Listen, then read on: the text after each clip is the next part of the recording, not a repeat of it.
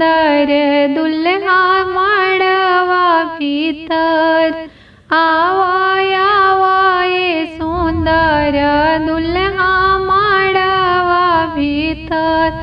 कैसे आई ये सुंदरी सुभवा मड़वा भीतर। हमर पापा साहेब भी जतारे मड़वा बहर। हमर चाचा साहब भी जतारे मड़वा बहर।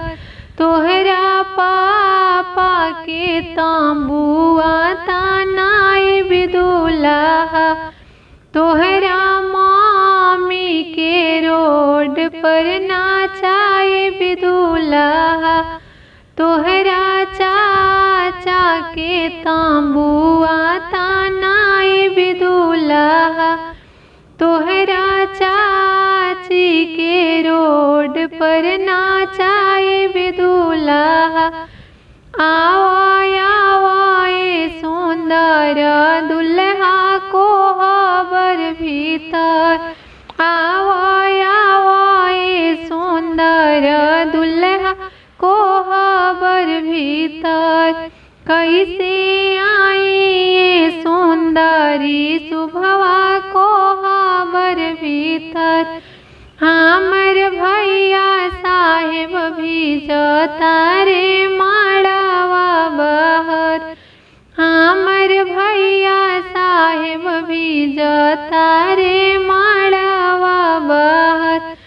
तोहरा भैया के तांबुआ तानाए बिदुल्हा।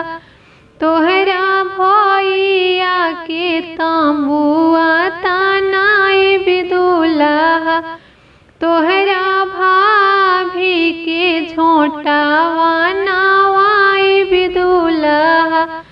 तोहरा भाभी के अलग कराए बिदुल्हा।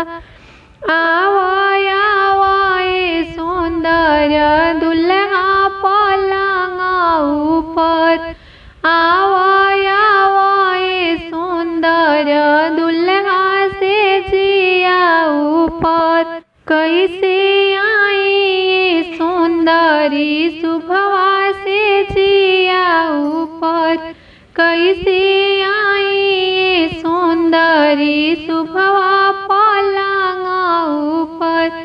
हमर जीजा साहेब भी जतारे आंगना बाहर। हमर जीजा साहब भी जतारे मड़वा बहर। तोहरा जीजा के तांबुआ तानाए बिदुल्हा। तोहरा दीदी के रोड पर नाचाए बिदुल्हा। तोहरा जीजा के